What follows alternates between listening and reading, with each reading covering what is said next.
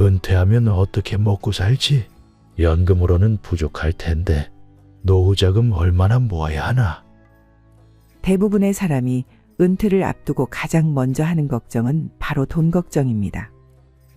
월급이 끊겼을 때 생활비가 걱정되는 건 당연하죠. 하지만 여러분, 정말 돈만 있으면 행복한 노후가 보장될까요? 제가 수많은 은퇴자를 만나면서 깨달은 것이 있습니다. 돈을 열심히 모았는데도 불행한 노후를 보내는 분들이 있는가 하면 그렇게 넉넉하지 않은데도 행복한 노후를 보내시는 분들이 계십니다. 그 차이는 도대체 어디서 오는 걸까요? 그래서 오늘은 노후의 돈만큼 어쩌면 돈보다 더 중요한 것들에 대해 말씀드리려고 합니다. 주제가 마음에 드신다면 구독과 좋아요 한 번씩만 부탁드립니다. 옛날 한나라의 왕이 당대 최고의 철학자 세 사람을 궁으로 초청하여 질문했습니다. 그대들은 인생을 살아갈 때 가장 괴로운 일이 무엇이라 생각하는가? 첫 번째 철학자가 깊은 탄식과 함께 대답했습니다. 노인이 되어 일을 못하게 된다면 가난이 찾아올 테고, 가난이 찾아와도 힘이 없어 일을 할 수 없게 되니 마음과 다르게 움직이지 못하는 이 늙은 몸이 가장 큰 고통이 옵니다. 두 번째 철학자는 이렇게 답했습니다. 평생 꿈꾸어온 것을 이루기 직전 넘을 수 없는 한계에 부딪혀 희망을 잃어갈 때가 가장 큰 고통이 옵니다. 마지막 철학자는 긴 침묵 끝에 입을 열었습니다. 그동안 살면서 아무런 선행 없이 죽음을 맞이하는 것입니다. 그런 죽음 앞에는 오직 후회와 이웃침밖에 할 수 없기 때문입니다. 이 대답을 들은 왕은 세 명의 철학자의 말이 다 맞는다며 고개를 끄덕였습니다. 이처럼 인생에서 겪는 고통은 저마다 다른 모습으로 찾아옵니다. 하지만 여기서 주목해야 할 것이 있습니다. 우리를 진정으로 괴롭게 하는 것은 상황 그 자체보다는 그 상황 속에서 우리가 느끼는 무력감, 좌절감, 후회와 같은 마음속 감정들이 우리를 더욱 괴롭게 만드는 것입니다. 이러한 마음의 고통에서 벗어나기 위해 선인들은 4가지 지혜를 전해주셨습니다. 이 가르침을 통해 어떻게 마음의 평안을 얻을 수 있는지 함께 살펴보도록 하겠습니다. 첫째, 원증회고. 인생을 살다 보면 미운 사람, 싫은 것, 원치 않는 일을 반드시 마주하게 됩니다. 마치 운명처럼 원수와 마주치고 아픔을 준 사람과 다시 보게 되며 꼴도 보기 싫은 사람과도 마주하게 됩니다. 가난과 불행, 병고와 이별, 그리고 죽음. 내가 피하고 싶은 이 모든 것들이 우리 삶에 찾아옵니다. 세상은 끊임없이 돌고 돕니다. 우리 역시 자연의 일부이기에 이러한 순환의 흐름을 피해갈 수 없습니다.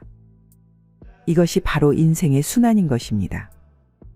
지혜로운 이는 이를 순리로 받아들여 의연히 대처해 나가지만 어리석은 이는 이 파도에 휩쓸려 스스로를 괴롭게 만듭니다. 그러므로 늘 마음을 비우고 베푸는 마음으로 살아가야 할 것입니다. 둘째, 회자 정리. 만남이 있으면 반드시 헤어짐이 따르니 이는 천지자연의 섭리이자 피할 수 없는 진리입니다.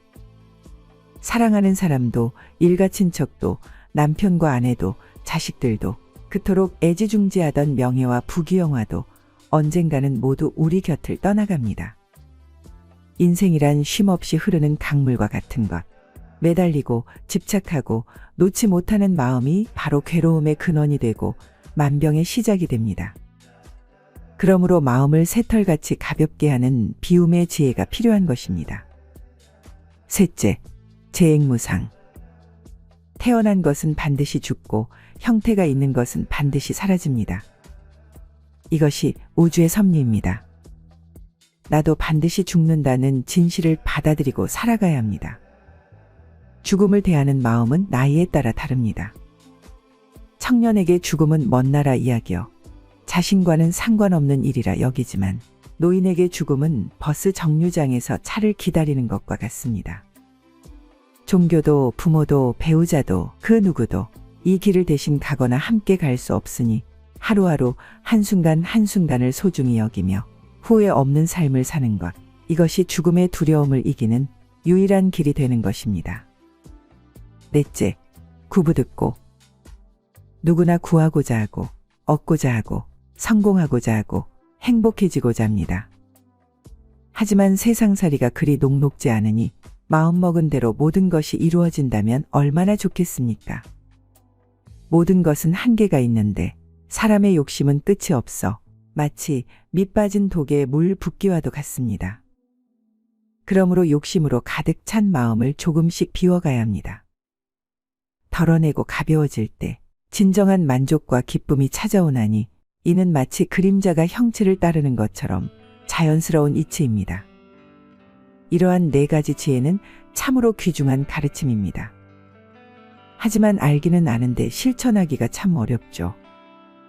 이해하는 것과 실천하는 것은 전혀 다른 문제니까요. 옛 스승님들은 이런 말씀을 하셨습니다. 아무리 좋은 진리를 담은 책이라도 마음이 흔들리면 눈가에 초점이 맞지 않아서 볼 수 없다. 더구나 초점 그 자체까지도 진리가 아닌 욕망의 흔들림이니 혼란스러움이 오죽하겠는가. 마음은 물과 같아서 고요할 때는 만물을 비추지만 흔들리면 아무것도 비추지 못한다. 왜 우리 자식은 저 집 자식만 못할까?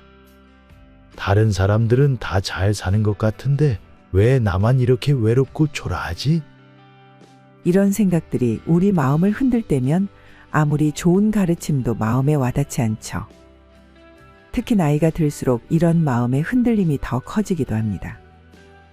왜냐하면 젊었을 때는 바쁘게 살면서 느끼지 못했던 것들이 시간적 여유가 생기니 더 크게 다가오는 것이죠. 하지만 여러분, 잠시 생각해 보세요. 흔들리는 물이 다시 맑아지려면 어떻게 해야 할까요? 그저 가만히 두면 됩니다. 시간이 지나면 자연스럽게 물이 잔잔해지고 다시 맑아지는 것처럼요. 우리의 마음도 마찬가지입니다. 욕심과 비교의 마음이 일어날 때 그것을 억지로 없애려 하지 마세요. 그저 그 마음을 잠시 바라보세요. 아, 내 마음이 또 흔들리고 있구나. 이렇게 알아차리는 것만으로도 절반은 성공입니다. 인간이기에 때로는 욕심에 흔들리고 비교의 마음에 시달리는 것이 당연합니다. 진정한 지혜는 그런 내 마음의 흔들림을 있는 그대로 인정하고 받아들이는 것에서 시작됩니다. 이것이 노후의 돈보다 더 중요한 한 가지인 것입니다. 특히 은퇴 후에는 자산이 줄어드는 것을 받아들일 수 있는 마음가짐도 중요하죠. 여러분, 한번 생각해 보세요.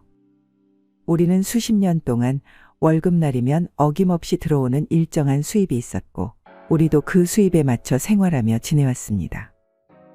그런데 은퇴하고 나면 어떻게 될까요? 매달 들어오는 건 연금뿐. 거기에 병원비나 생활비는 계속 나가니 자산이 조금씩 줄어들 수밖에 없습니다. 문제는 이때입니다. 자산이 줄어드는 걸 보면서 불안해지시는 거죠. 앞으로 얼마나 더 살아야 할지도 모르는데 어쩌지? 이런 불안감에 은퇴자분들이 가장 많이 하시는 게 뭔지 아세요? 바로 무리한 재테크입니다. 높은 이자를 준다는 투자나 대박을 약속하는 사업에 뛰어드시는 거죠. 하지만 대부분 더 큰 손실로 이어지는 경우가 많습니다. 그래서 은퇴 전부터 연습이 필요합니다. 자산이 조금씩 줄어들어도 담담하게 받아들일 수 있는 마음의 준비, 그리고 씀씀이를 줄이는 연습도 필요합니다. 두 번째는 시간 관리입니다. 제가 만난 은퇴자분들이 공통으로 하시는 말씀이 있습니다. 직장 다닐 때는 시간이 없어서 못한다고 했는데 정작 시간이 생기니까 더 아무것도 안 하게 되네요. 처음 석 달은 좋았어요. 그런데 그 다음부터는 시간을 어떻게 보내야 할지 모르겠더라고요. 재미있는 분도 계셨습니다. 월요일은 등산, 화요일은 기원, 수요일은 할인점. 이렇게 요일별로 할 일을 정해놓으셨대요. 그런데 한 달만 지나니까 그것도 지겹더라는 겁니다. 심지어 어떤 분은 재산이 넉넉한데도 아파트 경비 일을 시작하셨습니다.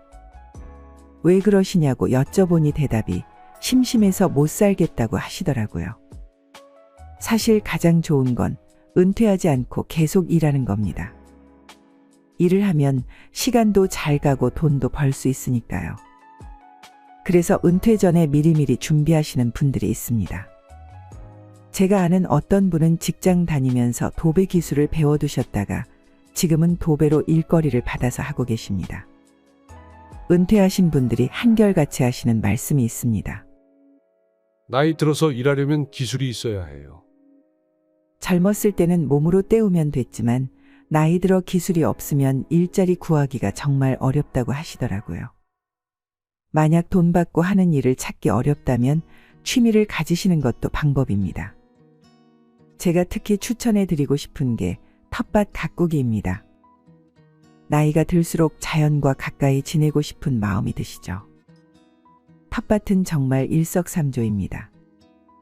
심심할 틈 없이 시간도 보내고 자연과 함께하니 건강에도 좋고 거기다 상추, 고추, 호박 같은 채소도 길러 먹을 수 있으니 식비 절약에도 도움이 되죠. 아니, 아파트 사는데 텃밭이라니요? 요즘은 베란다 텃밭이 대세입니다. 작은 화분 몇 개로도 충분히 시작하실 수 있어요. 또 찾아보면 도시 근교에 주말 농장도 있답니다. 그리고 요즘 많은 분이 반려동물을 키우시는데 이것도 정말 좋은 방법입니다. 혼자 있는 시간도 달래주고 정서적인 안정감도 주고 산책도 하게 되니 건강에도 도움이 되죠. 다만 병원비나 사료값 같은 지출이 꾸준히 든다는 점은 미리 계산해 보셔야 합니다. 세 번째는 노후를 함께 보낼 사람입니다. 여러분, 빈둥지 증후군이라고 들어보셨나요? 자녀들이 다 독립하고 나면 집에 부부만 덩그러니 남는다고 해서 이렇게 부른다고 합니다. 하루 종일 부부끼리만 있다 보면 처음에는 좋을 것 같은데 시간이 지날수록 어려워지죠. 제가 만난 어느 은퇴하신 분의 말씀이 기억나네요. 직장 다닐 때는 주말에만 보니까 서로 할 이야기가 많았는데 지금은 아침부터 저녁까지 붙어 있으니 더 이상 할 이야기가 없어요. 또 이런 분도 계셨습니다. 아내는 벌써 10년 전부터 자기만의 모임이 있더라고요. 저는 은퇴하고 나서 친구를 찾으려고 하는데 다들 바쁘대요. 이 나이에 어디 가서 친구를 사귀어야 할지 모르겠어요. 생각보다 어렵지 않습니다. 가까운 교회나 성당, 절에 나가보시는 겁니다. 그리고 봉사활동에 참여해 보시는 거죠. 또 동네 문화센터에서 하는 취미 모임에 가보시는 겁니다. 이런 곳에는 여러분처럼 따뜻한 인연을 찾는 분들이 정말 많이 계시죠. 처음에는 어색할 수 있지만 시간이 지나면서 자연스럽게 대화가 통하고 마음이 맞는 분들을 만나게 됩니다. 이렇게 만난 인연 한두 명이면 충분하죠. 이들과 함께라면 웃으며 즐길 수 있는 시간도 늘어나고 힘들 때 서로 의지하며 이겨낼 수 있습니다. 마지막으로 부부가 함께 만날 수 있는 친구를 만드는 것도 좋습니다. 서로 대화거리도 생기고 소외되지 않게 말이죠. 네 번째는 건강관리입니다. 이건 다들 잘 아시는 부분이죠. 제가 지금 말씀드리는 건 그저 막연한 건강관리가 아닙니다. 이제는 인생 이모작 시대입니다. 철학자 쇼펜하우어는 이런 말씀을 남겼습니다. 어리석은 일 중에 가장 어리석은 일은 이익을 얻기 위해 건강을 희생하는 것이다. 건강할 때 돈 모으느라 건강을 챙기지 못하면 나중에 그 돈이 전부 병원비로 나가는 비참한 노후를 맞이하게 될 수도 있죠. 암과 같은 큰 병에라도 걸리면 환자 본인의 고통은 물론이고 온 가족이 함께 힘든 시간을 보내게 됩니다. 제가 아는 김 할아버지는 관절염을 비롯한 온갖 근골격계 질환으로 30년째 고생하고 계십니다. 할아버지께서 늘 이런 말씀을 하시죠. 평생 감기처럼 달고 사는 거요. 돈도 건강해야 쓰지. 병원비로 다 나가면 무슨 소용이람. 참 아이러니한 건 대부분의 사람은 건강하게 사는 방법을 다 알고 계시다는 겁니다. 하지만 막상 큰 병으로 수술을 받거나 입원하고 나서야 삶을 돌아보게 되죠. 그때서야 몸에 좋은 것을 찾고 운동을 시작하고 긍정적인 마음가짐을 갖게 됩니다. 심지어 매사에 감사하는 마음마저 생기시는 분들도 있죠.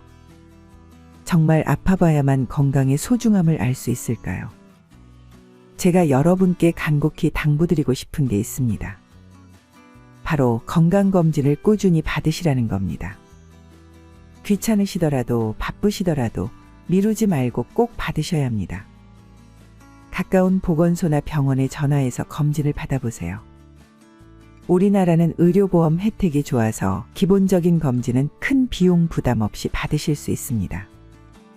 또 하나 중요한 것은 검진 결과를 잘 보관해 두시는 겁니다. 어느 병원을 가시든 이전 검사 기록이 있으면 의사 선생님께서 훨씬 정확한 진단을 하실 수 있습니다. 아직은 괜찮아? 라는 생각이 우리 건강의 가장 큰 적입니다. 미리미리 챙기셔서 건강한 노후 맞이하시기를 바랍니다. 결국 처음에는 돈 걱정뿐이었지만 알고 보니 진정한 행복은 다른 곳에 있었습니다. 마음의 여유, 의미 있는 시간, 따뜻한 인연, 그리고 건강. 이 네 가지가 있다면 우리의 노후는 황금빛 노을처럼 빛날 것입니다. 저는 요즘 댓글을 보면서 참 행복합니다.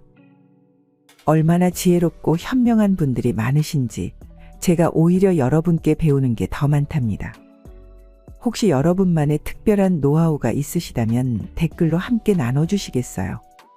여러분의 한마디가 누군가에게 큰 위로와 희망이 될 수 있습니다.